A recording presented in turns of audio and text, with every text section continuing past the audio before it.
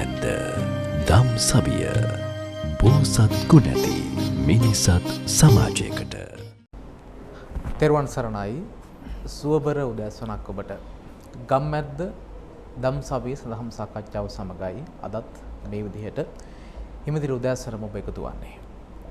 COVID-19 වසංගතය හමුවේ අපි වෙනදා සදහම් සාකච්ඡාව ඔබට තිලන කළේ ලංකාවේ ඈත දුෂ්කර පළාත්වල විහාරස්ථානවල ඉඳලා.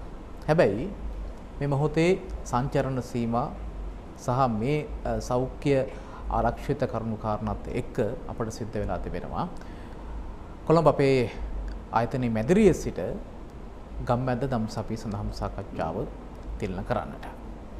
අපි හිතුවා වර්තමාන කාලේ නැත්තම් මේ මොහොතේ අපට මුහුණ දෙන්නට සිද්ධ වෙලා තිබෙන කොරෝනා වසංගතය සම්බන්ධ කර ගනිමින් අද දවසේ සදහම් සාකච්ඡාව සිදු කරන්නට කියලා.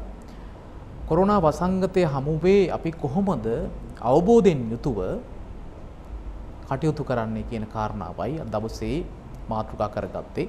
අපි තමත් ගෞරවයෙන් යුතුව ආරාධනා කරන්නට යෙදුණා ගම්මැද්ද දම්සවි සඳහම් සාකච්ඡාවට ශාස්ත්‍රපති පූජ්‍ය හසලක සීලවිමල අපේ ගෞරවනීය සම්පතෙන් වහන්සේ සාදුකාරදී ඊටමත් ගෞරවයෙන් යුතුව පිළිගන්නවා දවසේ ගම්මැද්ද දම්සවි සඳහම් සාකච්ඡාවට. අපේ හැමදෙරෝනේ මේ වෙද්දී අපි ලොකු අර්බුදයක ඉන්නේ. මේක දැන් අපට ඇත්තටම එක අතකට බැලුවම අපි දැන් හොරු වෙමින් යනවා. හොරු වෙලත් ඉන්නේ. කෙසේ නමුත් මේ වෙද්දී සංචරණ සීමාත් දීර්ඝ කළා 14 වෙනිදා දක්වා. එහෙම තිබෙන පසුබිමක අපි කායික වශයෙන් වගේම විශේෂම මානසික වශයෙන් අපි දැඩි පීඩාවක ඉන්නවා. ආර්ථිකමය ප්‍රශ්න හමුවේ අපි මේ මොහොතේදී කොහොමද කළමනාකරණය කරගන්නේ? දරුවන්ගේ අධ්‍යාපන කටයුතු වෙන්න පුළුවන්, අපේ රැකියාවේ ප්‍රශ්න වෙන්න පුළුවන්. මේ සියල්ලත් එක්ක අපි මානසිකව යම් බිඳ වැටීමක ඉන්නේ අපේ හැමදෙරෝනේ. මේ මානසිකත්වය අපි හදාගන්නේ කොහොමද? මේ වගේ අර්බුදයකදී අපි නොසැලී අපේ මානසික ස්ථාවරත්වය අපි හදාගන්නේ කොහොමද කියන කාරණාවෙන්ම සාකච්ඡාවට ප්‍රවේශයක් ලබා ගන්න. තෙරුවන් සරණයි මනෝජ් මහත්තයා ඇතුළුව මේ මොහොතේ දම්සවිය නරඹන පින්වත් හැම දිනාටම ඔබට සුබ උදෑසන කාලයක් වේවා. ඇත්තටම ඔබතුමා මේ සාකච්ඡාවේ ආරම්භයේට විමසන ප්‍රශ්නේ ඊටාම වැදගත් ප්‍රශ්නයක්. හේතුව තමයි මිනිසු විශාල මානසික ආතතියකින් ඉන්නවා. විශාල මානසික පීඩනයකින් ඉන්නවා. මිනිසුන්ගේ ජීවිතයේ තිබ්බ සැලසුම් බොහෝමයක් වතුර ගිහින් තියෙනවා. අපේක්ෂාවක් නැතුව නෙත් දල්වාගෙන මුව දල්වාගෙන බලාගෙන ඉන්න වෙලාවකයි අපි දම්සවිය මේ ආකාරයෙන් සාකච්ඡා කරන්නේ. ඇත්තටම ජීවිතය බුද්ධ දේශනාවෙන් බලනකොට අනපේක්ෂිතයි, බලාපොරොත්තු තියාගන්න බෑනේ. ජීවිතයේ දීර්ඝකාලීන සැලසුම් සහිතව මේ වැඩපිළිවෙල අනුගමනය කරන්න බෑ. ඕනෑම වෙලාවක පවතින තත්ත්වය වෙනස් වෙන්න පුළුවන්. ඒකට ධර්මයේ යෝජනා කරන වචනේ තමයි මනෝජ් මහත්තයා විපරිණාමය කියන්නේ. ඒ කියන්නේ මේ පවතින තත්ත්වය ඕනම වෙලාවක කන පිට හැරෙන්න පුළුවන්. ඒකට මේ පවතින තත්ත්වය වෙනස් වෙන්න පුළුවන් කියන අදහස තිබුණු කෙනෙකුට, ඒ කියන්නේ බුදුදහම ගැඹුරින් Tamanගේ ආධ්‍යාත්මය තුල පෝෂණය කරගෙන හිටපු මිනිස්සෙකුට නම් කිසිම ගැටලුවක් නැහැ. මේ තියෙන தત્ත්වය බොහොම සාමකාමීව උපේක්ෂාවෙන් දරා ගන්න පුළුවන්. නමුත් බොහෝ දෙනෙක් නොහිතන විදියට බොහෝ ආර්ථික ප්‍රශ්න මැදදී Tamanගේ දරුවන්ගේ පෞල් සංස්ථාවේ විවිධ අර්බුද මැදදී ගෙදරට වෙලා නිදහසේ ඉන්න වෙලා තියෙනවා. ඇත්තටම ජීවිතේ බුදුරජාණන් වහන්සේගේ ධර්මය අපිට උගන්වන්නේ කඩා වැටෙන හැම වෙලාවකම ඒක ආශිර්වාදයක් කරගෙන නැගී හිටින්න කියලා. ඒ කියන්නේ අපේ ජීවිතේ හැම වෙලාවකම කඩා වැටෙනකොට ඒ කඩා වැටෙන එකම තමයි ආශිර්වාදයක් කරගෙන නැගිටින. ඒක බුද්ධ දේශනාවේ තියෙන එක්තරා තියරි එකක්. ඒක ලස්සන න්‍යායක්. මොකද ලෝකේ අවබෝධය කරා ගියපු ගොඩක් දෙනෙක් ජීවිතේ කඩා වැටිච්ච අය. දැන් අඟුලිමාල වගේ විශාල මාලා ඝාතකයෙක් ඔහුගේ මාලා ඝාතක ස්වභාවය නිසා තමයි ධර්මයේ තුලින් නැගිටින්නේ. අම්බපාලි කියන්නේ ಭಾರತයේ ලොකු ගානකට විකිනිච්ච ගණිකාවක්. ඒතකොට එයාගේ ජීවිතේ බරපතල විදියට ආස්වාදයේ ඉදිරියේ කඩා වැටුණා. ඒ කඩා වැටීම තුලම තමයි එයා ධර්මයේ තුලින් නැගිටින්නේ. ඒතකොට එයා ධර්මයේ තුලින් කොච්චර නැගිට්ටද කියනවනම් මැටි පාත්‍රයක් අතට අරගෙන රත්තරන් සිරේ පුදාගෙන හිටපු අම්බපාලි වගේ කාන්තාවක්. දිග කොණ්ඩයක් තිබිලා තියෙනවා. කොණ්ඩේ නඩත්තු කරන්න විශාල කණ්ඩායමක් ඉඳලා තියෙනවා. ඒ වගේ බොහොම භෞතික සම්පත් එක්ක ජීවිතේ ගෙවපු කාන්තාවක් කසාවතක් දරාගෙන මැටි වාතරයක් අතට අරගෙන ගයක් ගහන්නේ පිණ්ඩපාතේ යන විදියට හිත හැදුවේ ධර්මයේ. එහෙමයි. ජීවිතේ කඩා වැටෙන තැන් වලින් තමයි ඒ අය ධර්මය අල්ලගෙන තියෙන්නේ. ඒ කියන්නේ මේ අපි අතර තියෙන බොහොම ජනප්‍රිය සිද්ධිය ඇසුරෙන් මම මේ කියන්නේ. දැන් අපිට හොඳටම තේරෙනවා පටාචාරාව කිෂා ගෞතමී වගේ අය ගත්තොත් එහෙම එයාගේ ජීවිතේ කඩා වැටුණු නිසායි ඒගොල්ලෝ ධර්මයට ආවේ. ඒතර අපිට පුළුවන් නම් මේ කඩා වැටිච්ච එකම ආශිර්වාදයක් කරගන්න අපේ ආධ්‍යාත්මික ප්‍රවේශයකට. ඒතර කෙනෙක් කියන්න පුළුවන් කන්න නැතුව මොන ආධ්‍යාත්මයක්ද කියලා. එහෙම ගැටලුවක් මතු කරන්න පුළුවන් නේ. මම කියන්නේ කන්න නැහැ කියලා උඩ බලාගෙන හූල්ලනවට වඩා යම් කෙනෙකුට පුළුවන් නම් තියෙන දෙයකින් සතුටු වෙන්න. ඇත්තටම මනෝජ් මහත්තයා අපි හුරු වෙලා නැහැනේ ලැබිච්ච දෙයකින් සතුටු වෙන්න. ඒතර අපිට කොච්චර හම්බුණත් මදි. අපි සංසිඳෙන්නේ නැහැ. හැබැයි ධර්මයේ තියෙන්නේ මම කියන්නේ මේ ධර්මයේ උරුමකාරකමක් තියෙන ශ්‍රාවකයෙකුට ධර්මයෙන් බලන කෙනෙකුට මේක හොඳ ආශිර්වාදයක් විදිහට දකින්න පුළුවන් නේ. ගොඩක් දෙනෙකුට අපි කියවනේ භාවනා කරන්න ටිකක් ධර්මයේ ටික ඉට්ට වෙන්න කියනකොට මිනිස්සු අපිට අනිත් පැත්තට කියපු එක තමයි හාන්දරෝනේ ඒකට කොහෙද වෙලාවක්. ඔබ වහන්සේලා නම් කියන මේ කාර්යබහුල ජීවිතේ එහෙම කොහොමද ධර්මයක් පුහුණු කරන්න කියලා මිනිස්සු කිව්වනේ. දැන් අපිට මේකම පුළුවන් නේ අර අපිට කාර්යබහුලයි අපිට වෙලාවක් නැහැ කිය හිටපු මිනිසුන් මේ ලැබිච්ච වෙලාව ධර්මයක් සම්මිශ්‍රණය කරගෙන ජීවිතේ ගෙවන්න පුළුවන් වුණොත් හොඳ නව ප්‍රවේශයක් හදාගන්න පුළුවන්. මම කියන්නේ උදෙන්ම නැගිටලා විනාඩි 10ක් 15ක් භාවනා කරන්න. සමහරට දැන් මෙච්චර කල් දරුවව මගේ හැරිලා හිටපු අම්මලා තාත්තලා ඉන්නවා. අම්මලා තාත්තලා මගේ හැරිච්ච දරුවෝ ඉන්නවා. සමහරලාට අම්මලා ගෙදර එනකොට දරුවෝ නිදි. ආය අම්මා තාත්තා වැඩට යනකොට දරුවෝ නිදි. එතකොට දරුවොත් එක්ක ගත කරන්න හම්බෙච්ච කාලේ හරිම අඩුයි. ඒ නිසා අපිට පුළුවන් වුණොත් මේ තියෙන දෙයකින් සතුටු වෙලා. ඒ කියන්නේ අපි අකමැති වුණත් දැන් සතුටු වෙන්න වෙලා තියෙනවනේ. තියෙන දෙයකින් සතුටු වෙන්න බෑ කියලා අපිට කියන්න බෑ. එහෙම අපි අකමැති වුණා කියලා අපිට අමුතුවෙන් සතර මහා නිදානයක් පහළ වෙන්නෙත් නැහැ. ඒක තියෙන දෙයකින් සතුටු වෙන්න වෙනවා කැමැත්තෙන් හෝ අකමැත්තෙන්. ඇත්තටම ධර්මයේ ලස්සන වාක්‍යයක් තියෙනවා. මහණෙනි මේ ධර්මයේ තියෙන්නේ අප්පිච්චස්සායන් ධම්මෝ නායන් ධම්මෝ මහිච්චස්ස කියලා. මේ ධර්මයේ තියෙන්නේ මහණෙනි අල්පේච්ච කෙනාට. මහිච්ච කෙනාට නෙමෙයි. දැන් මනෝජ් මහත්තයා අපි කැමැත්තෙන් හෝ අකමැත්තෙන් අල්පේච්ච වෙලාද නැද්ද? අල්පේච්ච වෙලා. ඒතර දැන් ධර්මයේ කියන්නේ මහිච්චකම සසරට බරයි අල්පේච්චකම තමයි නිවනට බර. ඒකෙම දෙවණියට කියනවා මහණෙනි මේ ධර්මයේ තියෙන්නේ සන්තුට්ඨිස්සායන් ධම්මෝ නායන් ධම්මෝ අසන්තුට්ඨස්ස. මේ ධර්මයේ තියෙන්නේ ලැබිච්ච දෙයකින් සතුටු වෙන කෙනාට කියනවා. අසන්තුට්ඨස්ස ලැබිච්ච දෙයකින් සතුටු නොවන කෙනාට නෙමෙයි කියනවා. දැන් කැමැත්තෙන් හෝ අකමැත්තෙන් අපිට ලැබිච්ච දෙයකින් සතුටු වෙන්න වෙලා තියෙනවා. ඊළඟට කියනවා පවිවිත්තස්සායන් ධම්මෝ නායන් ධම්මෝ සංගනිකාරාමස්. මහණෙනි මේ ධර්මයේ තියෙන්නේ හුදේකලාවට ඇලුණු කෙනාටයි පවිවිත්තස්සායන් ධම්මෝ නායන් සංගනිකාරාමස්. සංගනිකාරාම කියලා කියන්නේ මනෝජ් මහත්තයා පිරිස පිරිවරාගෙන ඉන්නේ. පිරිස පිරිවරාගත්ත කෙනා දැන් මේ කැමැත්තෙන් හෝ පිරිසන් අයින් වෙන්න වෙලාද නැද්ද? මම නම් කියන්නේ මේ ධර්මයෙන් බලනකොට මේක ඉතාම හොඳ ආශිර්වාදයක්. ධර්මයේ පුහුණු කරන කෙනෙකුට ඒ වගේම තමයි ධර්මයක් පුහුණු කරලා බලන්න. දැන් ඔබ හිතනවනේ ඔබට ලොකු කනස්සල්ලක් තියෙනවනේ, පීඩාවක් තියෙනවනේ, ආතතියක් තියෙනවනේ. ඔය ආතතිය මගහැර ගන්න තියෙන එකම විකල්පයක් ආධ්‍යාත්මිකව ඉතා සරල භාවනාවක් වගේ දෙයකට යොමු වෙන එක. එතකොට මේ භාවනාව තුළ නිරාමිස සුඛයක්, ප්‍රීතියක්, ආස්වාදයක් දැනෙනවා. ඒ ආස්වාදය ඔබ වඩා උත්තේජනයකින් මේ සමාජයට මුහුණ දෙන ශ්‍රාවකයෙක් බවට පත් කරයි. අපි හඳුනන දැන් අපි මෙහෙම කියද්දී අපිව නරඹන අපේ සදහැවතුන් හිතන්න පුළුවන් දැන් ලද දෙයින් සතුටු වෙන්න නැත්නම් මේ අල්පේච්ඡ ජීවිතයට හුරු වෙන්න හොඳම අවස්ථාවක් මේක කියලා කිව්වට දරුවන්ට කන්න බොන්න නැතිකමක් තියෙද්දී දවසේ ආදායම අහිමි වෙලා තියෙද්දී තමන්ගේ ළඟම ඥාතියෙක් ළමංගේ හිතවතෙක් දරුවෙක් වෙන්න පුළුවන් කවුරු හරි කොවිඩ් පොසිටිව් වෙලා නිරෝධායන මධ්‍යස්ථානයක ඉද්දී නැත්නම් තමන්ට කොරෝනා වසංගතය වැළඳිලා තියෙද්දී අපි කොහොමද මේ විදියට හිත හදාගන්නේ මේ විදිහට අල්පේච්ඡ ජීවිතයක් අපි ගත කරන්නේ කොහොමද කියන ප්‍රශ්නාර්ථය එන්න පුළුවන්.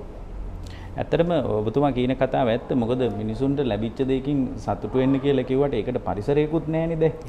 ඒක ඇත්ත ඔබතුමා කියන එක. හැබැයි දැන් හරි එහෙම කොහොමද සතුටු වෙන්නේ කියලා එයා උඩ බලාගෙන හිටිය කියලා එයාට මොකක්වත් පහළ වෙන්නෙත් නැහැ නේ.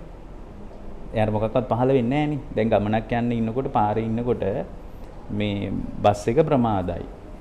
ඒතර බස් එක ප්‍රමාදයි මේ එයාට අපි හිතමුකෝ පැය භාගයක් ප්‍රමාදයි කියලා. දැන් අද බස් එක පැය භාගයක් ප්‍රමාදයි. එහෙමනම් වැඩට යන්න වෙන්නේ පැය භාගයක් පහු වෙලා. ඒතකොට එයා පාරට වෙලා බස් එකට බනිනවා. මොන කරදරයක්ද දන්නේ නැහැ. අද වෙලාවට යන්න වෙන්නෙත් නැහැ. අදත් මම ඔෆිස් එකට ගියාම බැනුම් අහන්න වෙනවා. ඊට පස්සේ දැන් ඊයේත් මට පොඩ්ඩක් ප්‍රමාද වුණා. දැන් මම මොකද කරන්නේ? මේ බස් එකටයි වෙලාවට එන්න බැරිද කියලා මෙයා දැන් බැන ඉන්නවා පාරට වෙලා. දැන් මෙයා බැන හිටියා කියලා බස් එකේ ඉද යා ළඟට. බස් එකේ ඉන්නේ බස් එකට ඕන වෙලාවටනේ. බස් එකේ යාට ඕන වෙලාවට එන්නේ නැහැ. ඒ නිසා මේ ලෝකේ යන රිද්මය අපි තේරුම් අරගෙන ඇත්තටම මේ වෙලාවේ ඔබට ඔබ වඩාත් ආර්ථික ශක්තියකින් ආර්ථික ප්‍රශ්න වලින් හෙම්බත් වෙලා නම් ඒකේ වගකීමත් ඔබටම තමයි පැවරෙන්නේ. මොකද ඔබගේ ආර්ථිකයේ යම් තාක් දුරට හරි ඕනෑම මිනිස්සෙකුට සැලසුමක් තියෙන්න ඕන. තාම දරිද්‍රතාවයෙන් පෙළෙන කෙනෙකුට පවා Tamanගේ ජීවිතය ගෙවලා දාන්න සැලැස්මක් තියෙන්න ඕන. දැන් මේ ප්‍රශ්නේ ලංකාව විතරක් මුහුණ දෙන අර්බුදයක් නෙමෙයිනේ, මේක ලෝකේම මුහුණ දෙන අර්බුදයක් නේ. මේ වගේ අර්බුදයක් වෙලාවට සාමාන්‍ය අපේ ජීවන චර්යාවට අපිට විවෘත වෙන්න බැරි වෙයි. වෙනදා වගේ අපිට කෑම බීම නැති වෙයි, තියෙන දෙයකින් සතුටු වෙන්න වෙයි.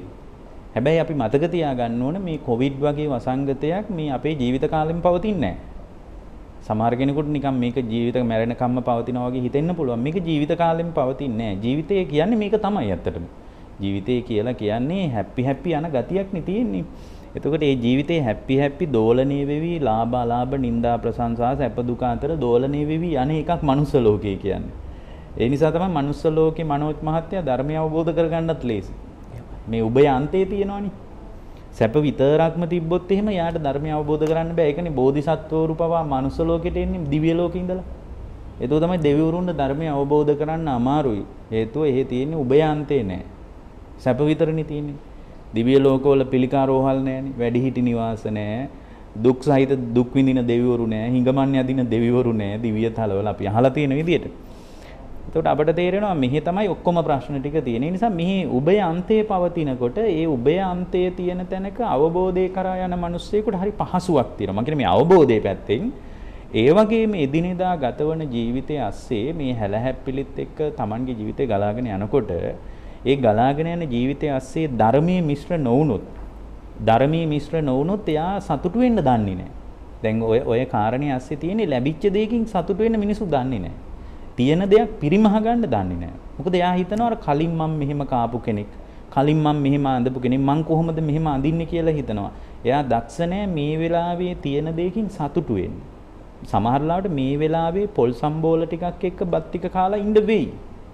ඒක අපි කැමැත්තෙන් හෝ අකමැත්තෙන් දරා ගන්නම වෙනවා. ඒක දරා ගන්න තැනකට හිත හදා ගන්න වෙනවා. කැමැත්තෙන් හෝ අකමැත්තෙන්. ඒක එමෙ හිත හදාගත්තේ නැහැ කියලා යාට විකල්පයක් නැහැ ඇත්තටම. ඒ නිසා අපි කියන්නේ පොල් සම්බෝල ටිකක් හරි කමන්නේ කාලා හිත හදා ගන්න පුළුවන් තැනකට ඔබට උපකාරයක් වෙනවා මේ ධර්මයේ. මේකට පුහුණු කරන්න ආවොත් එහෙම ඔබට පොල් සම්බෝල නෙමෙයි ලුණු ටිකක් කිහගෙන හරි කැම ටික කාලා මේ ජීවිතේ පවත්ව ගන්න පුළුවන් මානසික මට්ටම හැදෙනවා. දැන් අද වෙලා තියෙන්නේ මනෝජ් මහත්තයා ඒ විදිහට ජීවිතේ පවත්ව ගන්න තැනකට හිත හැදිලා නැහැ මිනිසුන්ගේ. එතකොට මේ හිත හැදිලා නැති නිසා මේ වගේ ධර්මයක් අපේ ජීවිතේට මිශ්‍ර කරගන්න කියලා මම බලවත් ලෙස කියන්නේ ඒකයි. හේතුව දැන් මේක මිශ්‍ර වුණාට දැන් මිනිස්සු හිතාගෙන ඉන්න ගොඩාක් ඒවා තිබ්බම සතුටෙන් ඉන්න පුළුවන් කියලා නේ හිතන්නේ. ඇත්තටම ගොඩක් දේවල් තිබ්බා කියලා සතුටෙන් ඉන්න බෑ. ගොඩාක් දේවල් ලැබුණා කියලා. මොකද මම දන්න ලංකාවේ ප්‍රධාන කෝටිපතියන් අතර, ඊටාම ධනවතුන් අතර පළවෙනි 10 දෙනා අතර ඉන්න මං කීප දෙනෙක් දන්නවා. ඒ ගොඩක් දෙනෙක් එක කතා කරද්දී ඒගොල්ලෝ සතුටෙන් නෙමෙයි ඉන්නේ. ඒගොල්ලන්ට කෑම බීම ප්‍රශ්න නැහැ. මම දන්න අය ඉන්නවා දවල්ට ලංකාවෙන් කාලා රැයට සිංගප්පූරුවට කෑමට යන මිනිස්සු. නමුත් ඒගොල්ලෝ සිංගප්පූරුවෙන් කාලාවත් ඒගොල්ලෝ සතුටින් නැහැ. අපිට හිතෙනවා මේ ලොකු සල්ලියක් තිබ්බාම සතුටින් ඉන්නවා කියලානේ අපිට හිතෙන්නේ. ඇත්තටම සල්ලි කියන්නේ සතුට නෙමෙයි. ඒ කියන්නේ ධනය කියන එක අපි හිතාගෙන ඉන්නවා මේ සල්ලි වලට කියන ආදේශකයක් කියලා. සැබෑ ධර්මයේ තියෙන්නේත් එහෙමනේ සන්තුට්ටි පරවන්දනන් කියලානේ. ඒතර සතුට තමයි පරම ධනෙ. ඒකට මේ මොහොතේ අත්දැකීම් ටික ඉතා විඩාබර ටිකක් වෙන්න පුළුවන්. වෙහෙසකර අත්දැකීම් ටිකට තමයි විවෘත වෙලා තියෙන්නේ. හැබැයි මේ විඩාබර ජීවිතයේ තුල ඔබට පුළුවන් වුණොත් මේ තියෙන දේ ගැන හිතලා සතුටු වෙන්න. මොනවද තියෙන්නේ කියලා කෙනෙක් අහන්න පුළුවන්. ඇයි වෙනදා වගේ දරුවෝ මග හැරෙන්නේ නැතුව දරුවොත් එක්ක එදිනෙදා ජීවිතේ ගත කරන්න හම්බුනේ එකම මද? එතකොට වෙනදා ගෙදරින් ගිහින් ඉතා විඩාබරව නැවත නිවසට ආපු මිනිස්සෙකුට ඒ විඩාව සංසිඳුවාගෙන සැහැල්ලුවෙන් මේ Tamanගේ මේ වෙලාවේ ජීවිතේ ගෙවන්න හම්බුනේ එක ගැන හරි හිතලා අපිට සතුටු වෙන්න පුළුවන්. අහිමිවීම ගොඩක් තියෙනවා තමයි. නොලැබීම් අප්‍රමාණව තියෙනවා තමයි. හැබැයි සතුට කියලා කියන්නේ ආර්ථික ශක්තිය මත හැදෙන එකක්ම නෙමෙයි.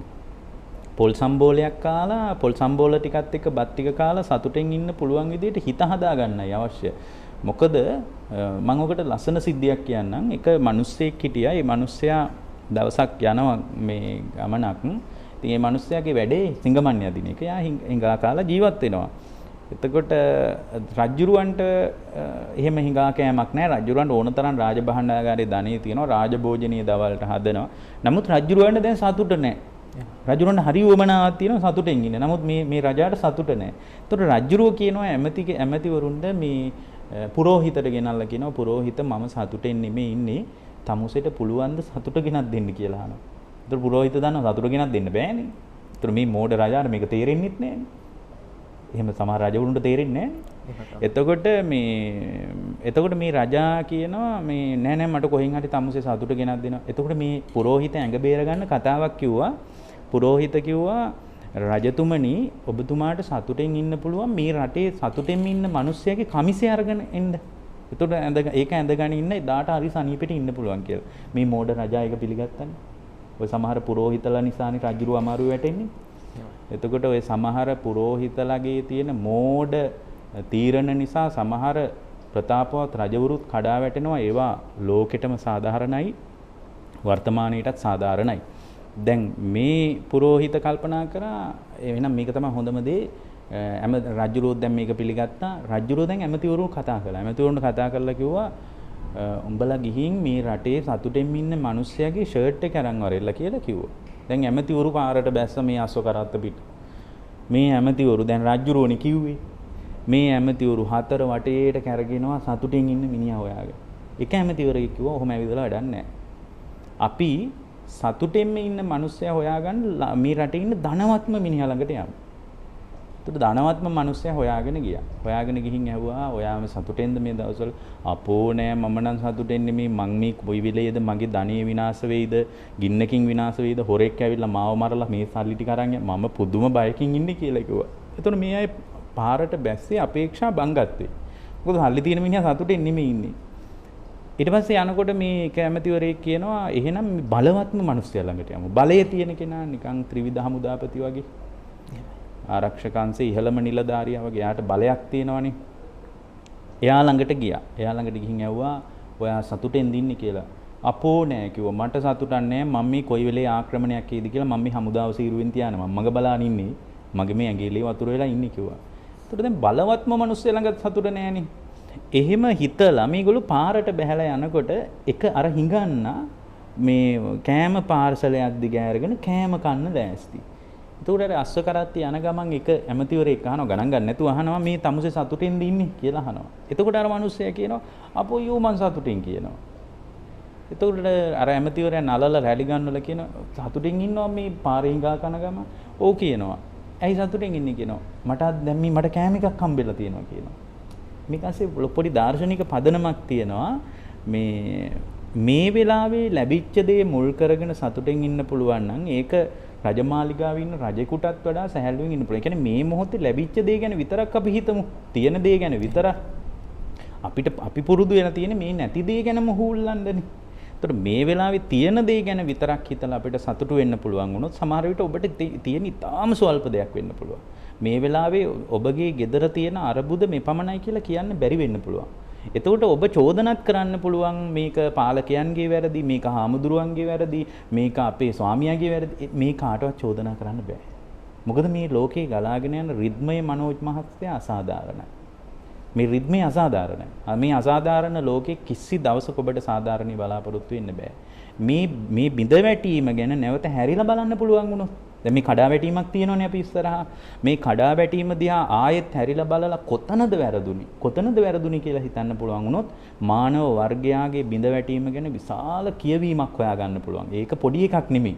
ඇත්තට මේක ලොකු කතාවක්. දැන් මේ අපේ ජීවිතයේ අපි විඳවන්නේ අපේම වැරදි වලට. ඕකට ලස්සන දේශනාවක් තියෙනවා මනෝජ් මහත්තයා අදම්මික රාජ සූත්‍රය කියලා. ඒකේ තියෙනවා මේ රජ්ජුරුව කඩා වැටෙනකොට, පාලකයා කඩා වැටෙනකොට. මේක ලංකාවට විතරක් නෙමෙයි. මේ ලෝකෙම පාලකයා කඩා වැටෙනකොට ලෝකේ පාලකයා අධාර්මික වෙන බලන්න බුදු කෙනෙකුගේ විස්මිත ඥාණය. පාලකයා කඩා වැටෙනකොට බුදුරජාණන් වහන්සේ දේශනා කරනවා මේ පාලකයෝ ළඟ ඉන්න මේ පාලකයන්ට උපදෙස් දෙන මේ නිකන් උපදේශ කළා වගේ අදන එයාලත් කඩා වැටෙනවලු. ඒගොල්ලෝ කඩා වැටෙනකොට ඒ ඊළඟට ඉන්නේ ඇමතිවරු අධාර්මික වෙනවලු. ඇමතිවරු අධාර්මික වෙනකොට ඊට පස්සේ ඇමතිවරුන්ගේ පහලින් ඉන්න ඇමතිවරුන්ට උපකාර කරන පිරිස ඉන්නවනේ. ඒ අයත් කඩා වැටෙනවලු. දැන් ඔන්න පාලන තන්ත්‍රයේම ඉවරයි දැන්. පාලන තන්ත්‍රයේ කඩා වැටෙනකොට මේ ගම්දනව් නියම් ගම්දනව් වාසීන් කඩා වැටෙනවලු. ඒ වෙනකොට පැවිද්දොත් කඩා වැටිලා ඉවරයි. මොකද අර රජවරුන්ට උපදෙස් දෙන අය ගැන කියද්දි එතකොට මේ ආගමික සංස්ථාත් බිඳ වැටිලා. දැන් ඔන්න පොදු ජනතාව කඩා වැටුණා. ඔන්න බලන්න පොදු ජනතාව කඩා වැටෙනකොට මානව වර්ගය දැන් කඩා වැටිලානේ. බුදුරජාණන් ඊළඟට මතක් කරනවා මහණෙනි මානව වර්ගය කඩා වැටෙනකොට මහණෙනි මේ ඉරහඳ විසමව ගමන් කරන්න කියනවා. තාරකා ගමන් කරන්නේ විසමව ගමන් කරන්න කියනවා. මාස අඩමාස විසම වෙනවා කියනවා. ඍතුව විසම වෙනවා කියනවා. මේ විසම වීමේ බරපතලම අවස්ථාව තමයි මේ ඒ වර්ෂාව විසමව හුළඟ විසමව හමද්දී වර්ෂාව විසමව පතිත වෙද්දී ඒ වර්ෂාව මුල් කරගෙන වැඩෙන බීජයත් විසම වෙලා මානව වර්ගයාට ඒක නැවත නැවත බරපතලව පහර දෙනවා කියනවා. එතකොට අපිට හිතෙන්නේ මේ ස්වභාව ධර්මයේ ඇතිවෙච්ච බරපතල ප්‍රකම්පනයක් කියලා. නමුත් ස්වභාව ධර්මයේ ප්‍රකම්පණයට බලපෑවෙත් මානව වර්ගයාගේ කඩාවැටීම තමයි. බලන්න දැන් මානව වර්ගයා කඩා වැටෙනකොට මේක මේ පරිසරයට දැනෙනවනේ. මේ ගහකොළ සතාසී උපාවට ඉරහඳ වලට පවා දැනෙනවනේ. ඒ දැනීමේ උච්චතම අවස්ථාවක් තමයි නැවත පෙරලා මානව වර්ගයාට බලපෑම් වෙන එක. අපි හඳුරන්නේ අපි දකින්නේ මේ ලෝක ස්වභාවයේ තේරුම් අරගෙන මෙච්චර තාක්ෂණය දියුණුයි මෙච්චර සමාජය දියුණුයි මිනිසුන්ට ඉගෙන ගන්න තියෙන අවස්ථා වැඩි වහන්සේලා වගේ මහා සංඝරත්නය මේ කරුණාකාරණා උදේ හවහ දේශනා කරද්දී මේ ජීවිතයේ අනිශ්චිතභාවය කියන කාරණා විතරක් නෙමෙයි මේ සමස්තයේ තිබෙන අනිශ්චිතභාවයත් එක්ක අපි ඕනෑම මොහොතක මෙහෙම විය හැකි කියන තැන ඉඳලා පෙර සූදානම් වීමේ හැකියාවක් අපි ළඟ නැහැ. දැන් පෞද්ගලිකව වගේම සමස්තයක් විදිහට රටක් විදිහට ගත්තත් නායකයන් විදිහට ගත්තත් අපි ළඟ ඒ පුරුද්ද නෑනේ අපේ හාමුදුරුවෝ. මේ දහම තුල තියෙනවා බොහොම පැහැදිලිව මෙන්න මෙහෙමයි කියලා. ඉතින් එහෙම තියෙද්දි ඇයි අපේ වාගේ රටක අපේ වාගේ ජාතියකට අපේ වාගේ මේ මිනිස්සුන්ට මේ දේ ජීවිතයට බද්ධ කරගන්න බැරි අපේ හාමුදුරුවෝ. ඒ නිසා නේද අපි මේ විඳවන්නේ මේ මොහොතේ. ඇත්තටම මනෝජ් මහත්තයා ඒක අපි තමා විසින් සොයන් විවේචනයක් කරගන්න ඕන එකක්. ලංකාව දියුණුව අතින් වුණත් ඕන තරම් දියුණුවක් ලබන්න පුළුවන් විභවයක් තිබ්බ රටක් නේ. දියුණුවක් ලබන්න හොඳ විභවයක් තිබ්බ රටක්. එතකොට ලංකාව වගේ දියුණුවට විභවයක් තිබුණ නැති රටක් දැන් සිංගප්පූරුවේ පාලකයා ලංකාවට ඇවිල්ලා කියන්නේම මම සිංගප්පූරුවක් කරන්නම් උඹලා මට ඡන්දෙ දීපල්ලා කියලා නේ. එතකොට ලංකාව ඊටාම ශාස්ත්‍රීය හොඳ දියුණුවට ඊටාම පරිපූර්ණව අනුග්‍රහයක් ලැබෙන විදියට පරිසරය පිහිටා තිබෙන රට. එවැනි සිංගප්පූරු නායකයා ලංකාවට වෙලගෙන ලංකාව වගේ රටක් කරන්න සිංගප්පූරු කියලා. ඔව් සිංගප්පූරුව ලංකාව වගේ රටක් කරන්න ඒ නිසා මට ඡන්දෙ දෙන්න කියලා කියන්නේ නේද? ඒ කියන්නේ මම ලංකාවක් එතකොට යා උදාහරණයකට ගන්නේ ලංකාවනේ. ඒ කියන්නේ ලංකාව හොඳ දියුණුවක් තියෙන්නේ නැතිනේ තිබ්බනේ ලංකාව. ඒ වගේම දියුණුවක් නොලබන්න තිබුණ ඒ කියන්නේ දියුණුවට පරිසරයේ හැදිලා තිබුණ නැති කොරියාව වගේ රටක්. ඉතා විශාල දියුණුවක් ලබන්නේ. කොරියාව වගේ රටක් දියුණුවක් ලබන්න විභවය හරිම අඩුයි. දියුණුවක් ලබන්න විභවයක් අඩුවෙන් තිබුණු රටක් පවා ශීඝ්‍රයෙන් දියුණු වීමට පාලන තන්ත්‍රය බලපාලා තියෙනවා නේ. පාලකයාගේ ඍජු මැදිහත් වීම බලපාලා තියෙනවා. ඇත්තටම අපේ ආධ්‍යාත්මය තුල අපි මේ ධර්මයේ කොච්චර කතා කළත් ඔබතුමා කියපු කතාව හරි. මේ ධර්මයේ තම තමාගේ ජීවිතවලට ගලපගන්නේ ආටෝප සාටෝප සහිත බෞද්ධයන් ආටෝප සාටෝප සහිත පාලකයන් ලෝකේ බිහිවීම මේ බෞද්ධයයි මුහුණු වරින් පෙනී ඉන්න සුදු රෙදි අඳින සුදු රෙදි යටින් Tamanගේ ජීවිතේ කුණු වෙච්ච ඒ කියන්නේ හොරකම මැරකම ආර්ථික වශයෙන් Taman ගොඩනගාගත් ආර්ථික ශක්තිය ගොඩගසා ගැනීම ධනෙ බෙදා නොදීම ඊට පස්සේ ධනෙ කියන්නේ මේ ඇත්තටම රාජ්‍යයක් කඩා වැටෙන්නේ ඔය චක්කවර්ති සීහනාද සූත්‍රය වගේ දේශනාවල තේරෙන්නේ දැන් Tamanට තියෙන දේවල් බෙදලා දෙන්න ඕනේ කියන එක නෙමෙයි.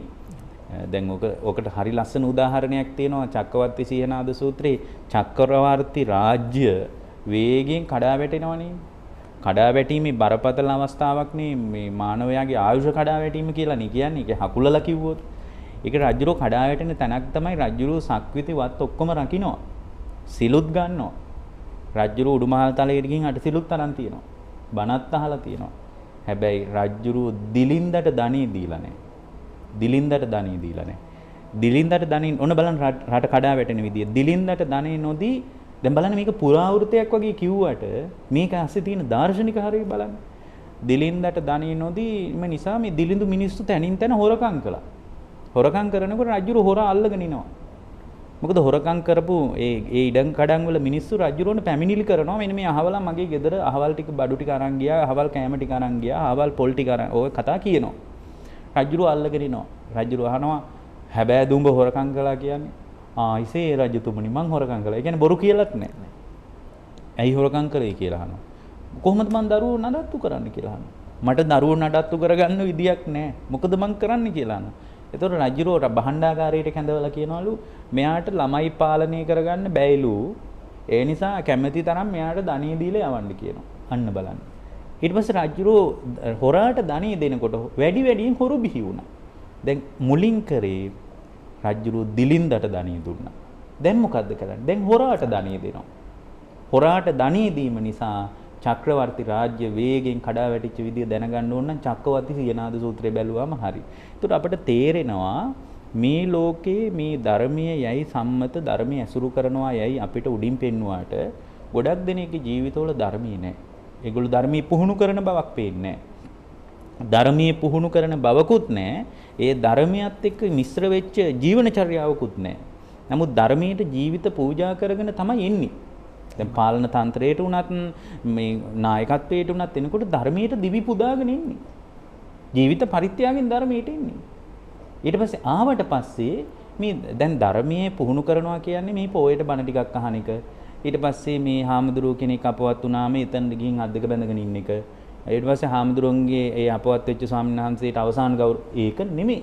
මේකේ තියෙනවා අපේ ඊටා සුන්දර ආර්ය අෂ්ටාංගික මාර්ගයක් ජීවිතේට බද්ධ කරගන්න ඕන එකක්. පාලකයාගේ හිත හිඟමන් යදින යාචකයෙක් දක්වාම මේක ජීවිතේ පුහුණු කරන්න ඕන එකක්. ප්‍රැක්ටිස් කරන්න ඕන එකක් මේක මේ ආර්ය සම්මා දිට්ඨි සම්මා සංකප්ප කියලා දැන් සම්මා දිට්ඨිය ඇති වුණාම බලන්නකෝ. දැන් යහපත් දැක්ම ඇති වුණාම යහපත් දැක්ම කියන්නේ කුසල අකුසල් පිළිගන්නවා, මෙලොව පරලොව පිළිගන්නවා, කර්මඵල පිළිගන්නවා. ඒකනේ සම්මා දිට්ඨිය කියන්නේ. ඊට පස්සේ අම්මව පිළිගන්නවා, තාත්තව පිළිගන්නවා, ඊට පස්සේ දන් දීමේ විපාක පිළිගන්නවා, සිල් රැකීමේ විපාක ඔක්කොම පිළිගන්න සම්මා දිට්ඨියට ආවට පස්සේ ඊට අනුවණිය කල්පනා කරන්නේ. හරි ලස්සනයිනේ. සම්මා සංකප්ප. එයා ඊට අනුවණිය කල්පනා කරන්නේ. ඒතන නෑනේ කාම සංකල්පනා. ඒ කියන්නේ කාම සංකල්පනාව අස්සිනේ මනෝජ් මහත්තයා ගොඩ ගහ ගන්න හිතෙන්නේ. කාමී කියන්නේ මේ ලිංගිකත්වය නෙමෙයිනේ. කාමී කියන්නේ කැමැත්ත. බුදුදහමේ කාමී කියන්නේ කැමැත්තට. එතකොට පංච කාමයේ කතා කරන්නේ. ඇහෙන් කැමැති වෙන ඒවා හොයනවා, කනින් කැමැති වෙන ඒවා හොයනවා, නාසයෙන් කැමැති වෙන ඒවා හොයනවා, දිවෙන් කැමැති මේක තමයි කැමැත්ත. එතකොට කාම සංකල්පනා එතන නෑ. කැමැත්ත මුල් කරගෙන Tamanව ගොඩ ගහ ගන්න ගතිය නෑ. ඊට පස්සේ ගොඩ ගහ ගන්න ගතිය නැති වුණ නිසාම එයා තුළ ව්‍යාපාද සංකල්පනා නැහැ. තවත් කෙනෙක් මරන්න, කොටන්න, හතුරුකම් කරන්න, මේ Tamanට විරෝධවාදීකම් කරන උදවියව තලා පෙළලා දාන්න, ප්‍රචණ්ඩව හැසිරෙන්න ඔහු ඉදිරියේ, ඔහුගේ කට වහන්නේ මොකක්වත් ව්‍යාපාද සංකල්පනා නැහැ. හිංසා සංකල්පනා නැහැ. ඉතින් අර සම්මාදිට්ඨිය ඇති වුණාම ඊට අනුවනේ කල්පනා කරන්නේ. හරි මේක මම කියන්නේ රජාගේ හිත ලෝකේ හැම මිනිස්සෙක් තුළම මේ ටික ඇති වුණොත් එimhe අමුතුවෙන් රටක් සංවර්ධනය කරන්න ඕනේ. ඒ සම්මා සංකල්ප ඇති වුණාම මනෝජ් මහත්තයා ඊට අනුවනේ කතා කරන්නේ සම්මා වාචා. එයාගේ ජීවිතේ බොරුව නැහැ, කේලම නැහැ, කෙටවීම නැහැ, හිස් වචන නැහැ. සත්‍යවාදී. කියන එකම කරනවා. කරන දේ තමයි කියන්නේ. සම්මා වාචාව තිබ්බම සම්මා ආජීවය අපිරිසුදු නැහැ. හොරකම් කරන්නේ නැහැ. ගොඩ ගහ ගන්න නැහැ. ගොඩ ගහගෙන අපි නම් ඕවා දැක්කේවත් නැහැ, හැටවත් කියලා කියන්නේ නැහැ. ආජීවය පිරිසුදුයිනේ. ආජීවය පිරිසුදු වෙනකොට එයාගේ කය මුල් කරගෙන වෙන වැරදි ගොඩාක් මගේ හැරිලා ගිහින්නේ සම්මා කම්මන්ත. එයාගේ කර්මාන්තය ඊටාම ධර්මානුකූලයි. ඊට අනුව තමයි එයාගේ සිහිය පවතින්නේ. සම්මා සතිය. ඊට අනුව වායාමයේ අකුසලයට උපදින්න දෙන්නේ නැහැ. සම්මා වායාම කියන්නේ ඕකනේ. උපන්න අකුසලයට දොර වහලා දානවා. නූපන්න අකුසලයට ඉපදෙන්න දෙන්නේ නැහැ. මොනවා ලැබෙනවා කිව්වත් දෙන්නේ නැහැ. උපන් කුසලයක් තියෙනවා නම් ඒකට තල්ලුවක් දෙනවා. නූපන් කුසලයක් තියෙනවා නම් හොය උපද්දව ගන්නවා. ඒක තමයි සම්මා වායාම. සම්මා සතිය සිහිය පවත්වන සම්මා සමාධිය කුසල් සිතේ එකඟතාවයක් තියාගන්න. මම කියන්නේ මේ ගෘහස්ත ජීවිතයේට මේ ආර්ය ශ්‍රාංගික මාර්ගයේ පාවිච්චි කරන්න පුළුවන් වුණොත් ඒ පාවිච්චි කරන ශ්‍රාවකයා තුළ ප්‍රගමනයක් මිසක් දුර්වලකමක් ඇති වෙන්නේ නැහැ. අද වෙලා තියෙන්නේ ආර්ය අෂ්ටාංගික මාර්ගේ හොඳට කටපාඩම් මිනිස්සුන්ගේ ජීවිතවල එබිල බලනකොට රොඩු මිසක් ආර්ය මාර්ගයට අයිති අංග නැතිකම. අපේ හඳුරුනේ දැන් මේ අපි දකින දෙයක් තමයි අපි අපිට පේන්න තියෙන දෙයක් තමයි ඇත්තටම දැන් මේ දේවල් අපි දන්නවා. සමහරක් වෙලාවට අපි මේ දේවල් දැනගෙන නොදන්නවා වගේ හැසිරෙනවා. මේ මෙහෙම මාර්ගයක් තියෙනවා, මේ විදිහේ අපට දැක්මක් තිබෙනවා. මේ දේවල් අපි තේරුම් අරගෙන ඉද්දී අපි වැරද්ද කරනවා. මෙන්න මේක තමයි බරපතලම ප්‍රශ්නේ නේද අපි හම්බුනේ. ඇත්තටම මෙහෙමයි. දැන් ගොඩාක් වෙලාවට මිනිස්සු හොඳට බණ දන්නවා. ලංකාවේ මිනිස්සු තරම් බණ තැන බණ දන්නවා කියලා කවුරු. හොඳට බණ දන්නා ඉන්නවා. නමුත් මිනිසුන්ගේ ජීවිතේ නැති දෙයක් තමයි මනෝජ් මහත්තයා ධර්මානුධම්ම ප්‍රතිපදාවනේ. දැන් බලන්න ලංකාවේ බහුතරයකට පන්සිල් නැහැනේ. බෞද්ධ වේසින් පෙනී ඉන්න අයට පන්සිල් නැහැනේ. එතකොට පන්සිල්වත් නැති සමාජයකට කොහොමද බුදුරජාණන් වහන්සේගේ ශ්‍රාවක භාවය තුලින් විකල්පයක් පිළිසරණක් හදාගන්නේ කියලා මට නම් හිතා ගන්න බෑ. දැන් මේ පන්සිල් රකින්න තැනකට මේ කොවිඩ් වසංගතේ නිසාවත් මමත් ගුණධර්මයක් දිනු කරන්න ඕනේ. මොකද මේ ගුණධර්මයක් තිබුණොත් මනෝජ් මහත්තයා ගුණධර්මයේ තමයි තමන්ව රකින්නේ.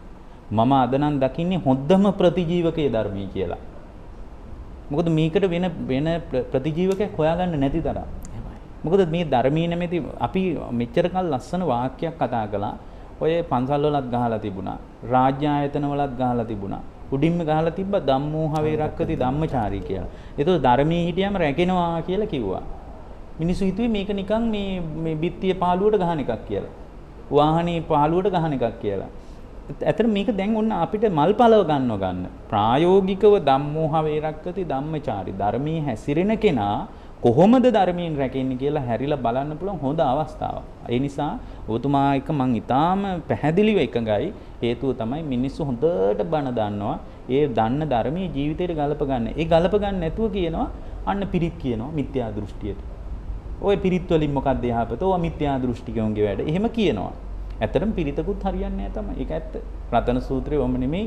දැන් මේ නාලිකාවල ලංකාවේ තියෙන ගුවන්විදුලි නාලිකාවලයි රූපවාහිනී නාලිකාවලයි මේ රතන සූත්‍රය දාලා තියෙන මේ දවස්වල. ඊට පස්සේ මේ රැටත් නාලිකාවේ රතන සූත්‍රය දාලා ඉවර කරනවා.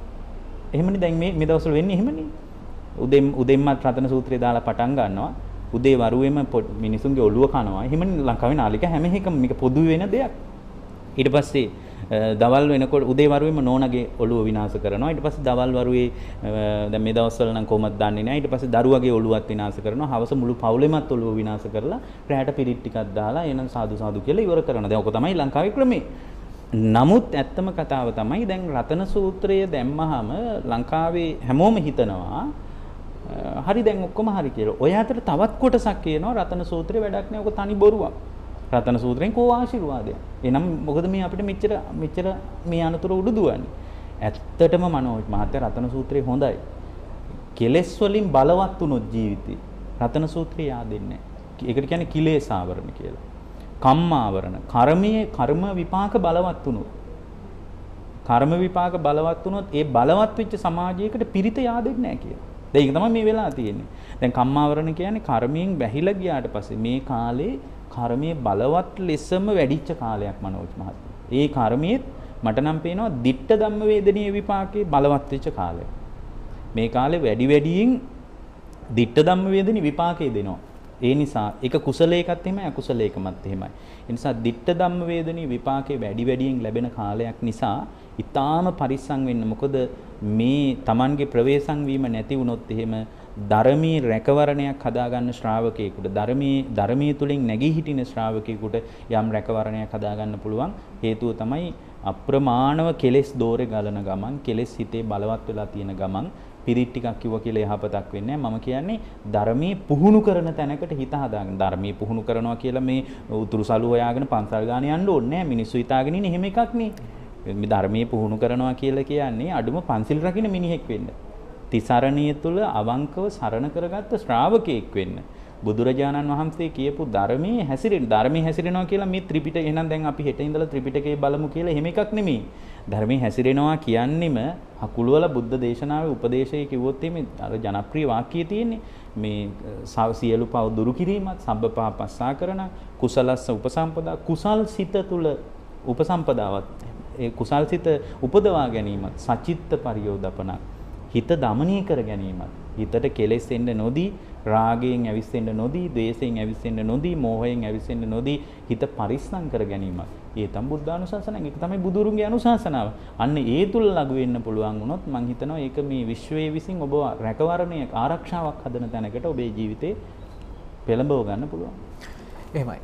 ධර්මයේ පිළිබඳව නිවැරදි අවබෝධයෙන් යුතුව කටයුතු කරන්නට හැකියාවක් තිබෙනවා නම් අපට මේ මොහොත නිවැරදිව ගත කිරීම හැකියාවක් තිබෙනවා. නොබියව නොපැකිලිව ජීවිතයට මුහුණ දීමේ හැකියාවක් තිබෙනවා. මෙවැනි අර්බුද, මෙවැනි ප්‍රශ්න ගැටළු වලට අපට නුවණසින් අවබෝධයෙන් යුතුව මුහුණ දෙන්නට හැකියාවක් තිබෙනවා. අපි සූදානම් ගම්මැලි දම්සභියෙන් කෙටි විරාමයක් ලබා ගන්නට.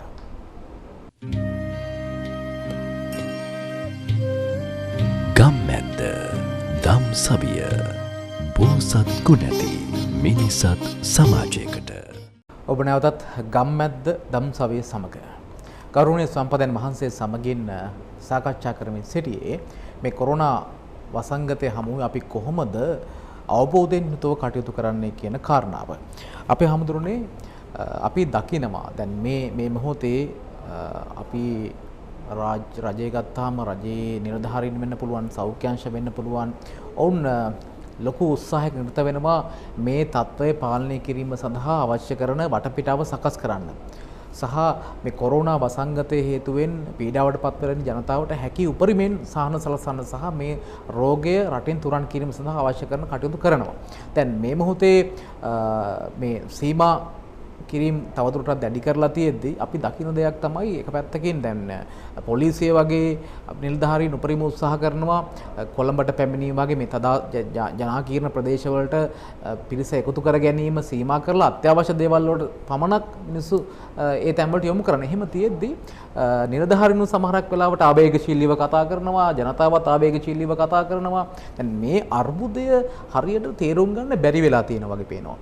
මේ පේන්නේ මේ මානසික බියවුල නේද, මේ ආතතිය නේද, මේ මොහොතේ අපි කොහොමද මේ දේ ඇත්තටම තේරුම් ගන්න? මේක අපි එකිනෙකාට උදව් කරගන්න ඕන අවස්ථාවක්, එකිනෙකා සාකච්ඡා කරගන්න ඕන අවස්ථාවක්.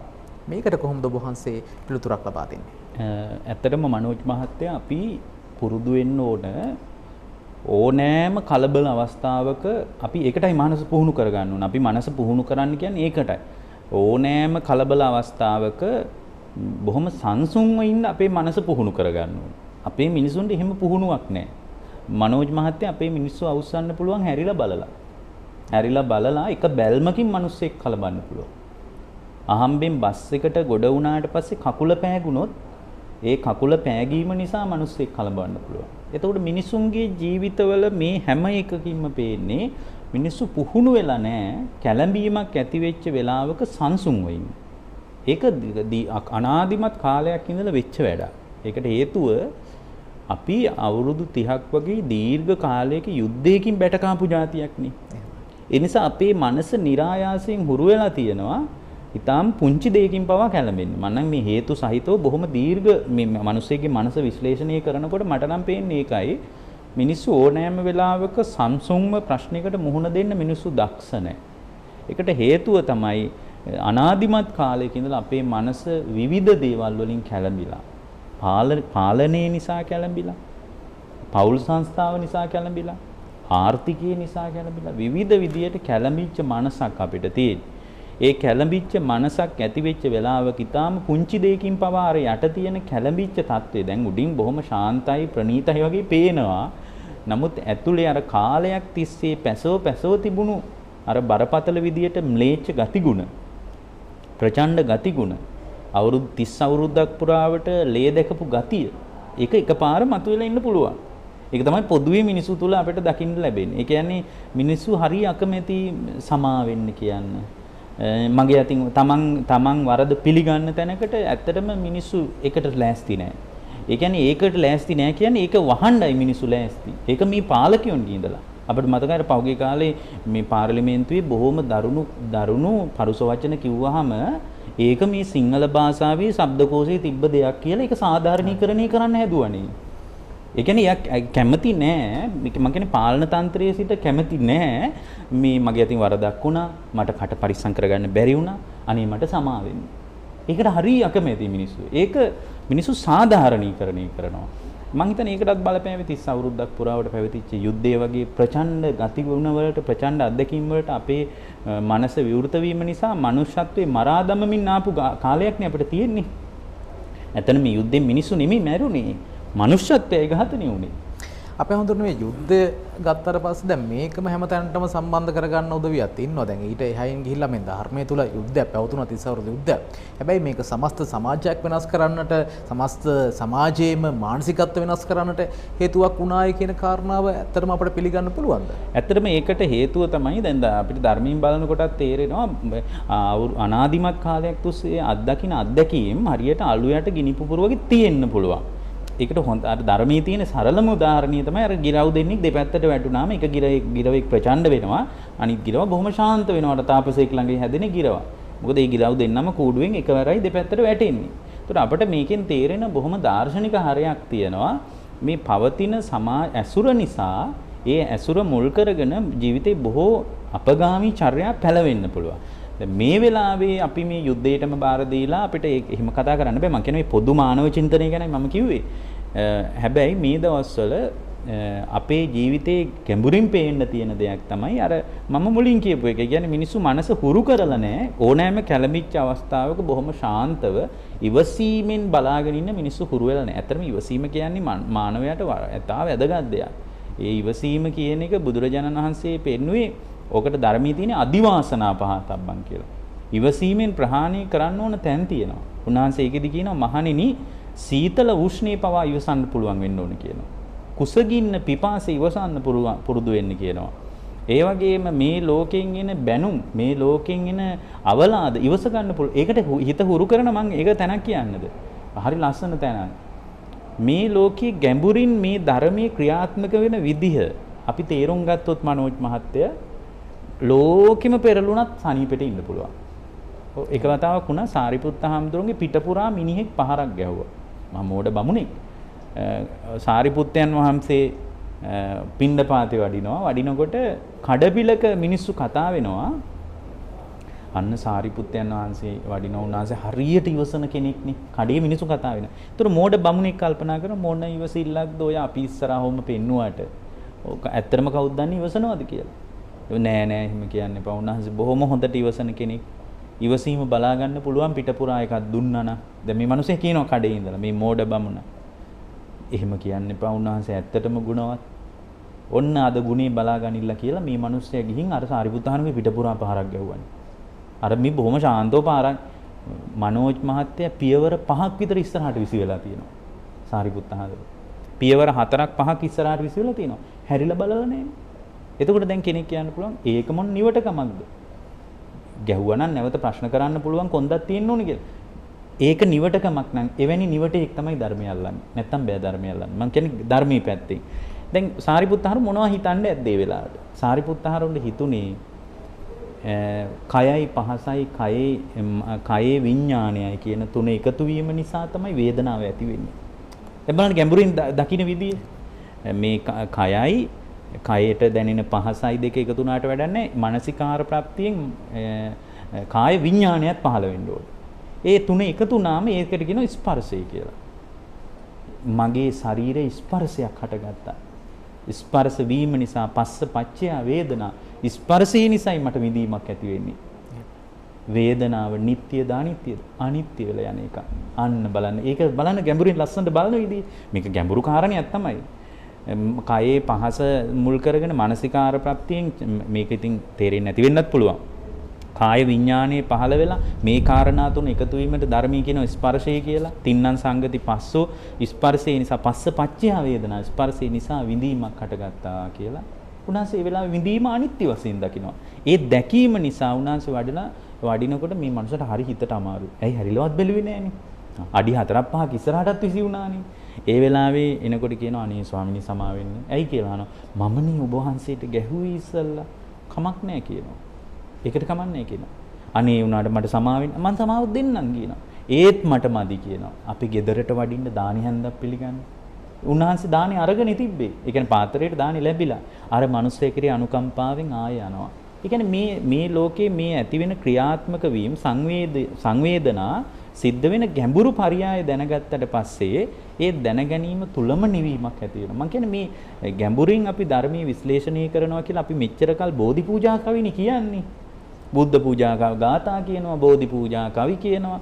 ඊට පස්සේ බුදුහාමුදුරුවෝ පහළ වෙච්ච තැන් හොයනවා. දැන් ලංකාවේ පේනවනේ මේ කාලේ.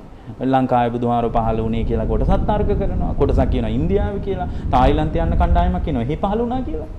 තායිලන්ත සුකාතා යුනිවර්සිටි එකකින් කියනවා තායිලන්තේ බුදුහාරෝ පහළ වුණා. දැන් මේ ලෝකේ නිදහසේ බලන මිනිහෙකුට හරි ප්‍රශ්නයක්. තායිලන්තේ පහළ වුණාද ඕවා නෙමෙයිද ලංකාවේ මිනිසුන්ට තියෙන ප්‍රශ්නේ. ඔయిత වඩා කොච්චර ලස්සනද මනෝජ් මහත්තයා මේ ගැඹුරු ධර්මයක් හොයාගත්තා. දැන් හොයාගන්න නිවෙනවා. ඒක හරියට බුදුරජාණන් වහන්සේ පෙන්වන්නේ මේ එක මිනිස්සෙක් මේ එනවලු යම් තැනකට ඇවිල්ලා එයා පාට එහෙම ගෙනල්ලා හොඳ චිත්‍ර අඳින මිනිස්සෙක්. එයා කියනවලු මෙන්න බලන්න මම මේ අවකාශයේ චිත්‍රයක් අඳිනවා කියලා. මානෙනී අවකාශයේ චිත්‍රයක් අඳින්න පුළුවන්ද කියලා අහනවා. ස්වාමීනි බෑ කියනවා. ඇයි කියලා අහනවා. ස්වාමීනි මේ අවකාශයේ කියන්නේ සම්පූර්ණයෙන්ම අරූපී එකක් කියනවා. මේ අරූපී අවකාශයේ ස්වාමීනි චිත්‍ර අඳින්න බෑ කියනවා. ඒ වගේ මහණෙනි මේ ලෝකෙන් ඔබට සත්‍යයත් ඇහි කියනවා. අසත්‍යයත් ඇහි කියනවා. දැන් අදත් එහෙමනේ. මේ වගේ මෛත්‍රියෙන් කියන ඒවාත් ඇහි කියනවා. ද්වේෂයෙන් කියන ඒවාත් ඇහි කියනවා. සුදුසු කාලෙත් ඇහි කියනවා. නුසුදුසු කාලෙත් ඇහි කියනවා. ගොරෝසුවත් ඇහි කියනවා. ප්‍රණීතයවත් ඇහි කියනවා. මහණෙනි මේ ධර්මයේ තුලින් මේ ස්පර්ශය ඇති වෙන ක්‍රියාවලිය දැනගෙන ඉන්න කියනවා. එහෙම දැනගෙන ඉන්න කෙනා හරියට අවකාශය වගේ කියනවා. ඒ අවකාශයේ කලබල චිත්‍ර අඳින්න බෑ කියනවා. ඒ වගේ නොකැලඹුණු හිතක් හදා ගන්නවා නම් මේ දහම් පරයය දැනගත්තොත් ඇහෙත් ඕක තමයි වෙන්නේ. ඇහැට රූපයක් හම්බ වෙනකොට දැන් මේක ගැඹුරින් දැනගත්තාම දැන් ඔබතුමා ඇහුවේ කැළඹෙන ගැනනේ. දැන් නොකැළඹී ඉන්නවා නම් අපි කියන්න එපායි නොකැළඹී ඉන්න විදිහට හිත හදාගන්න විදිය. දැන් මනෝජ් මහත්තයා ඇහැට රූපයක් හම්බුනාම මානසිකාරයේ මැදිහත් වෙලා ඇහි විඥානය කියලා එකක් පහළ වෙනවා. ඒකට කියන්නේ චක්කු විඥානය කියලා. මානසිකාරය නිසා ඒක පහළ වෙනවා. ඒතර මෙන්න මේ තුන එකතු වීම නිසා තමයි අපිට පේන්නේ. මේ පේන මට්ටම ගැනයි මේ කතා කරන්නේ. ඒතර මේ පේන දේ නිසා Tamanට සැප වේදනාවක් හෝ දුක් වේදනාවක් ඇති වෙනවා. ඒක හිතේ ඇති වෙන එක. එක්ක පටිගයක් ඇති වෙනවා, එක්ක රාගයට බර හිතක් ඇති වෙන්න පුළුවන්. අපි හිතාගෙන ඉන්න මේ එළියේ දෙයක් නිසා එළියේ දෙයක තමයි මේක තියෙන්නේ කියලා. අපිට හිතෙන්නේ ඒකයි. අපි හිතන්නේ කේන්ති යන දෙයක් වුණා කියලා. එයා හිතන්නේ මේ එළියේ කෙනෙක් නිසා කේන්ති ගියා කියලා.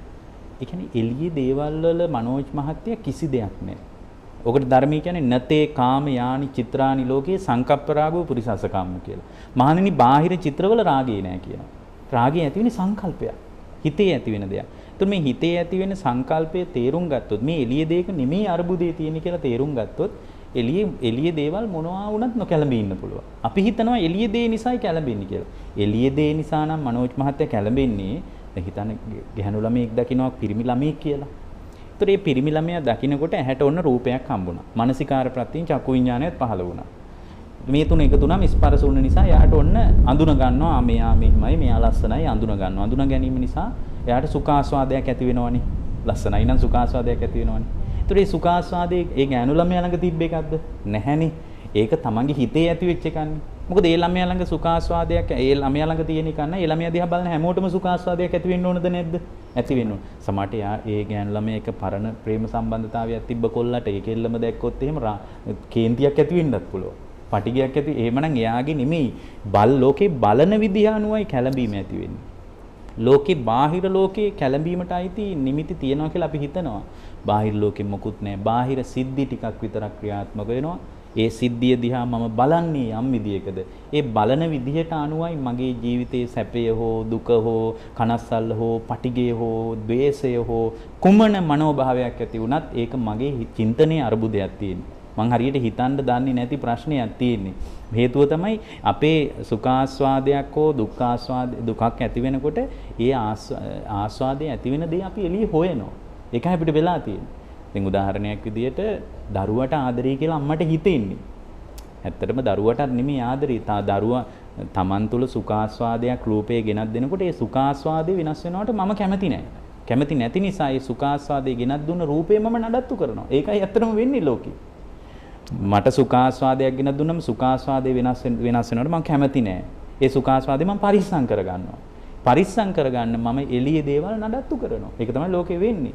ඒ නිසා ඇත්තටම අපිට හිතන්න පුළුවන් වුණොත් පටිගය හෝ ද්වේෂය හෝ මගේ ඇතුලේ ඇති වෙන මනෝභාවය. ඒක මම ඇති නොවන විදිහට මාව ප්‍රවේශම් කරගන්න ඕන කියලා හිතන්න පුළුවන් වුණොත් මේ ලෝකේ මොනවා වුණත් නොකැළඹී ඉන්න පුළුවන්. අපේ හඳුරන්නේ හැම මොහොතකම වැදගත් වන්නේ මේ පුහුණුව නොමැති තැන බොහෝ විට අපි පෞද්ගලිකවත් සමාජයක් විදිහටත් අර්බුදයට යනවා. අපි හිතුවා මේ වෙලාවේ ඔබට දැනෙන ඔබේ මනසට නැගෙන ප්‍රශ්න කිහිපයකට අවධානය යොමු කරන්නට කියලා. අපේ හඳුරන්නේ දැන් මේ වෙලාවේ අපි සීමා වෙලා ඉන්නේ ගෙවල් වලට. දැන් දෛනිකව පන්සලට ගියපු මාස්පතා දාන වේල පන්සලට අරගෙන ගියපු උදේ හවහ භික්ෂුන් වහන්සේට දාන පිළිගන්වපු බොහෝ දෙනෙකුට දැන් ඒ කාර්යයන් සිද්ධ කිරීමේ අවකාශයට සීමා ඇවිල්ලා තියෙන්නේ. ඒවා කරගන්න බෑ. ඇතම් කෙනෙක් හිතන්නට පුළුවන් අපේ හාමුදුරුවන්ට නැත්තම් පන්සලට දාන වේල අරගෙන යන්න විදිහක් නෑ මේ වෙලාවේ. අපි බලාපොරොත්තු වුණු විදිහේ දාහනය අපට දෙන්න විදිහක් නැහැ. ඒ විදිහට පසුතැවීම ඇති වෙන්න පුළුවන්.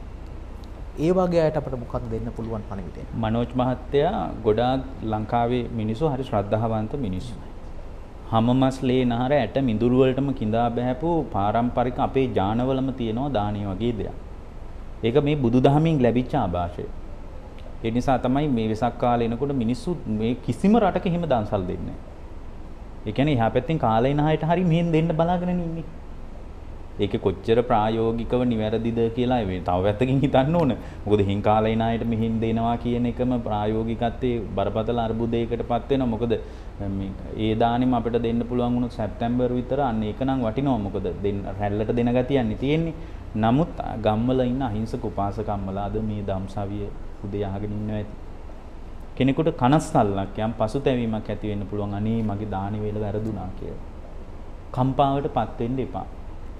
ස්වාමින් වහන්සේලා ජීවිතේ එහෙම පුහුණු කරගෙන තියන අය. ස්වාමින් වහන්සේලාට දානීය කියන්නේ ප්‍රධාන අවශ්‍යතාවයක් වුණාට ඒකට ලෝලත්වයක්, ඒකට ලොල් වෙච්ච ගතියක් ස්වාමින් වහන්සේලාට නැහැ. මේ ස්වභාවය අපි හැමෝම තේරුම් අරගෙන ඉන්නේ මේ වෙලාවේ. ඒ නිසා ඔබට කිසිම අකුසලයක් නැහැ ඒකේ.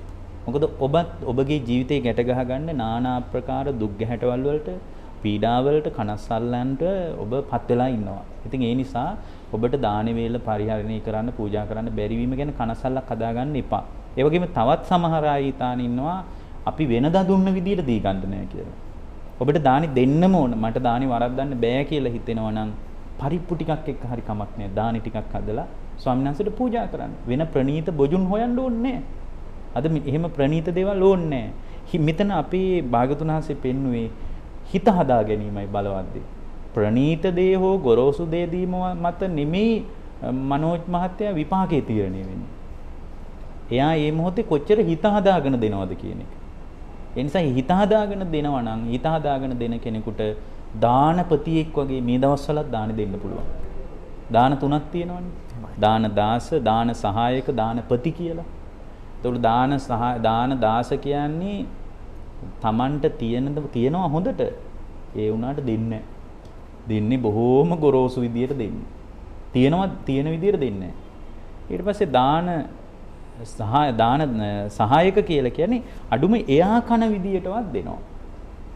එයා කන්නේ කොහොමද? ඒ විදියටවත් අඩුම දෙනවා. එයා අඳින්නේ කොහොමද? ඒ විදියටවත් දෙනවා. මෙතන තියෙනවා දානපති කියලා. දැන් දානපති කියනකොට එකපාරම ඔළුවට එන්න පුළුවන් මනෝජ් මහත්තයා නම් කෝටිපති සල්ලිකාර මිනිහෙක් දානයක් දෙන එක දානපති කියන්නේ එහෙම අයටනේ ලංකාවේ. එතකොට දානපති කියලා කියන්නේ Taman කන්න තියනවට වඩා හොඳින් දෙනවා. සමහරට Taman පොල් සම්බෝලයක් එක තමයි වෙනදට ආහාර ටික ගන්නෙ. නමුත් එයා ඊට වඩා ටිකක් හොඳ මට්ටමට හදලා දෙනවා. ඒ නිසා මේ දානේ වටිනාකම තීරණය වෙන්නේ දානේ තියෙන ප්‍රණීත භාවය එක්ක නෙමෙයි. එයා කොච්චර හිත ප්‍රණීතව හදාගෙන තියෙනවද? ඒක මතයි දානේ විපාක තීරණය වෙන්නේ. ඒ නිසා ඔබට ඊටාම කරුණාවෙන් කියන්නේ ස්වාමින් වහන්සේලා උන්වහන්සේලාට අවශ්‍ය ප්‍රමාණයට මාත්‍රාවට මේ දවස්වල දානේ ටික හදාගෙන වළඳාවි. මොකද ඒකට අදාළ ලංකාවේ හැමතැනකම පරිසරය ගොඩනැගිලා තියෙනවා. ඒ නිසා ඔබ මේ දානේ හදන්න කඩපිල් ගානේ අවශ්‍ය දේවල් හොය ඇවිදින්න අවශ්‍යම නැහැ. ඒකෙන් ඔබට කිසිදු ආකාරයක අනිතු අකුසලයක් වෙන්නේ නැහැ. ඔබ කිසිම ආකාරයක තැති ගන්න එපා. දෙන්නම ඕන නම් ඔබ කැම ටිකක් හදාගන්න විදියට වෙනදා වගේ ප්‍රණීතය ඕනේ ස්වාමීන් වහන්සේලාට ගිහින් පූජා කරන්න. ඇත්තටම මේක හරි සංවේදී කාරණයක්. අතීතයේ ඉඳලම මනෝජ් මහත්තයා අපි හුරු වෙච්ච ක්‍රමේ නෙමෙයි. මම ඔකට ලස්සන සිද්ධියක් කියන්නම්. මේ වගේම කාලයක් ආවා එක කාලෙක. ඒ කාලේ ස්වාමීන් වහන්සේලාටත් දාන්නේ නැහැ. උන්වහන්සේලා බොහොම අමාරුවෙන් ජීවිතය ගෙවුවේ. ඒක අම්මා කෙනෙක් Tamanට තිබුණු දේ ඒ Tamanට එකම දෙයයි තිබුණේ. ඒ තමයි තමන්ගේ දරුවා. ඒ දරුවා වැඩට යවලා ඒකෙන් හම්බෙච්ච මුදලෙන් දානයක් දුන්නා. ඒ දානි දුන්නාට පස්සේ මේ අම්මට ගෙදර මිනිස්සයා මහත්තයා හරියට දොස් කියනවා මේ ගෙදරම එළියයි කෙල්ල ඉද්දි දැන් මේ කෙල්ල නැතුව හරි පාළුයි ගෙදර. උඹ තමයි මේ වැඩේ කරේ කියලා මේ අම්මට හැම වෙලාවකම බනිනවා.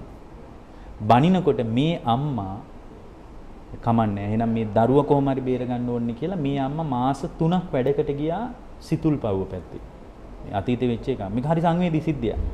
මොකද මේ උපාසකම්මලගේ પરම්පරාව තමයි අදත් මේ නියෝජනය කරන්නේ. ඒකයි මේ අහිංසක අම්මලා තාත්තලා මෙහෙම හිතන්නේ. එතකොට මේ අම්මා මාස 3ක් වැඩ කරලා එනකොට මේ අම්මා දැක්ක හාමුදුරුව කෙනෙක්. දැන් අර ගානත් හොයාගෙන දුවව බේර ගන්න දුවව කුලියට වැඩට යවුවනේ ගෙදරක. ඒ මුදල දීලා දුවව ගෙන්නගෙන ඉන්න යන්නේ. යනකොට අර ස්වාමීන් වහන්සේ දැක්කා. ස්වාමීන් වහන්සේ නමක් වඩිනවා. ඇහුවා ස්වාමීනි කොහෙද වඩින්නේ? අනුරාධපුරයට යනවා කිව්වා. එනං යම් මාත් එක්ක. දැන් මේ ස්වාමීන් වහන්සේත් වඩිනවා. මේ ස්වාමීන් වහන්සේ වඩිනකොට මේ ස්වාමීන් වහන්සේ දවල් 12 කිට්ටු වෙනකොට ස්වාමීනි දානි කොහොමද? දානි ඕනේ අපි දෙන්න කොහොම හරි අමාරුවෙන් යමු.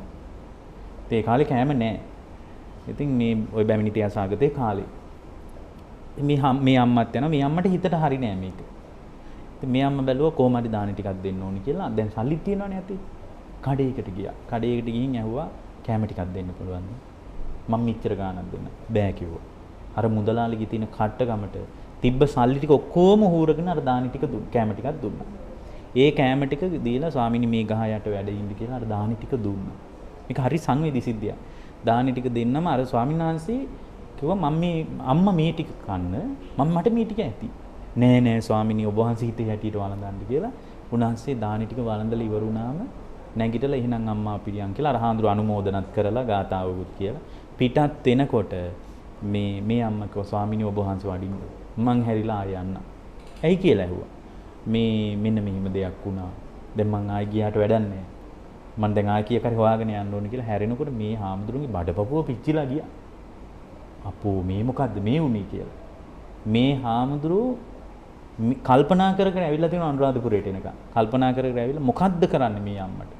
කරන්න පුළුවන් එකම දේ තමයි රහත් වෙන එක. මේ බත් වේලේ වාඩි වෙලා තියෙනවා රහත් වෙලා මිසක් නැගිටින්නේ නැහැ. එක්ක මැරෙනවා එක්ක රහත් වෙනවා. ආයෙ වළඳන්නේ නැහැ. මේ තමයි අන්තිම වැළඳිල්ල. රහත් වෙලා මිසක් නැගිටින්නේ නැහැ. රහත් තුනත් මේ අම්මා මගේ ඇඟට අත තියෙනකම් මගේ මේ දේහේවත් උස්සන්න නොලැබේවා කියලා අදිෂ්ඨාන කළා. මේක දිග සිද්ධියක්. අන්තිමටම උන්වහන්සේ රහත් වුණා. රහත් වෙලා හේම පිරිනිවන් කළා. දැන් මේ දේහය උස්ස ගන්න බැරුව අන්තිමටම මේ ළඟ ඉන්න ස්වාමීන් වහන්සේ නමකට මේ සිද්ධිය කියලා තියෙනවා අර ළඟ හිටිය හාමුදුරුවන්ට. මේ හාමුදුරුවන්ට ඇවිල්ලා දැන් මේ රජුරුත් ලෑස්ති වෙලා මේ දේහය උස්සන්න හදනවා. උස්සන්න බෑ. උන්වහන්සේ අදිෂ්ඨාන කරලානේ පිරිනිවන් පෑවේ. උස්සන්න බැරිකොට අර ළඟ හිටිය හාමුදුරුව අහලා තිනවා ස්වාමීනි මොකක් හරි කිව්වද මේ හාමුදුරුව පිරිනිවන් පාන්න කලින්. මෙන්න මෙහෙම උපාසකම්ම කෙනෙක් ගැන කිව්වා. අඬබෙරයක් ඇවලා තිනවා. මෙන්න මේ අහවල් දවසේ අහවල් කඩපිලේ ළඟ ගහක් යටදී සංඝයාට දානි දුන්න උපාසකම්ම කෙනෙක් කියන වහාම එන්න කියලා. රජුරු සියලු සැප සම්පත් සහිතව දීලා අර අම්මා ඇවිල්ලා අර ස්වාමීන් වහන්සේගේ සිරිපා අර පාසට අනත්ත ගාලා වැඳලා තියෙනවා. එදා තමයි චිතකේ ආදාහනය කරගන්න පුළුවන් වුණේ කියනවා.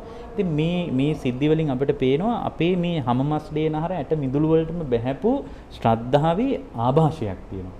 ඒකයි මේ අහිංසක උපාසකම්මලා හිතන්නේ වේලක් හැර වේලක් අපි කාලා හරි කමන්නේ සංඝයා බඩගිනි තියන්න බෑ කියලා. අපි කියන්නේ මේ වෙලාවේ සංඝයාට එහෙම අරුබුදයක් නැහැ. සංඝයාට දානමාන තියෙනවා. පන්සල් වලත් ඒ අවශ්‍ය දේවල් තියෙනවා. උන්වහන්සේලා අවශ්‍ය විදියට ඊටාම සරලව සකස් කරගන්නවා. ඔබ කලබල වෙන්න එපා. ආයෙ දානි දෙන්න පුළුවන් කාලෙක හිතේ හැටියට ඔබතුමියලාට දානි දෙන්න අවස්ථාව ලැබෙයි. ඒ නිසා මේ වෙලාවේ කලබල වෙන්න එපා. මේ වෙලාවේ පළවෙනි දේ තමයි ආරක්ෂාව පරිස්සම් වෙලා ගෙදරට වෙලා සුරක්ෂිතව ඉන්න කියලායි කියන්න තියෙන්නේ. හොඳයි. මම හිතන්නේ ඔබ වහන්සේ අපේ සඳහාපතුන්ට නැගෙන දැනෙන ප්‍රශ්නයකට බොහොම පැහැදිලිව බොහොම සරලව උදාහරණ සහිතව කරුණු කාරණා තේරුම් කරලා දෙන්නට යෙදුණා. අපිව නරඹන අපිව අහන බොහෝ දෙනෙකුට මේ කාල සීමාවේදී මේ ආකාරයේ ප්‍රශ්න ගැටලු තියෙනවා. ඉතින් අපි හැම මොහොතකම උත්සාහ කරන්නේ ගම්මැද්ද ධම්සභිය සඳහම් සාකච්ඡාව හරහා ඔබේ ප්‍රශ්නවලට ධර්මානුකූලව පිළිතුරු ලබා දෙන්නට. අද දම්සභිය වැඩසටහනින් සමුගෙන යන්නට කාලය ලැබිලා තිබෙන්නේ. අපි ඊටමත් ගෞරවයෙන් යුතුව අද දවසේ වැඩම කරවන්නට යෙදුණු ත්‍රිපිටකවේදී ශාස්ත්‍රපති පූජ්‍ය හසලක සීලබිමල අපේ ගෞරවනීය ස්වාමීන් වහන්සේට පාදාභිවන්දනයෙන් යුතුව පුණ්‍ය අනුමෝදනා සිදු කරනු ලබනවා. අද දවසේ දම්සභිය සඳහා සාකච්ඡාව වෙනුවෙන් අපි ලබන ඉරිදා දවසේත් සුපුරුදු විදිහට ඔබ සමග හමු වීමේ බලාපොරොත්තු පෙරදැරිව අදට සමුගන්නවා ගම්මැද දම්සභියෙන්. ඔබට තිසරණ සරණයි.